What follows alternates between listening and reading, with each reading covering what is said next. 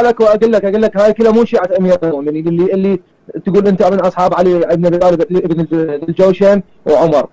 زين ارجع لي والله للتاريخ. يزيد بن معاويه ابن من؟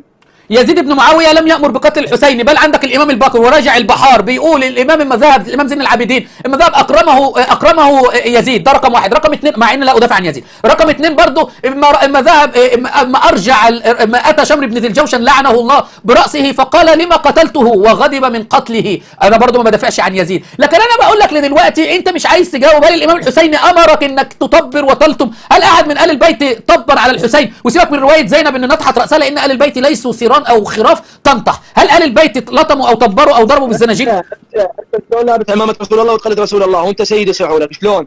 أنا يا عم سيبك من العمامة اللي على راسي دلوقتي والسيد يا كاظم. أنا بس عايزك تجاوب، وأنتوا كل ما تتحشروا ما تعرفوش تجاوبوا. هو أنا بقول لك أنت ليش بتسوي هذا؟ هل عندك دليل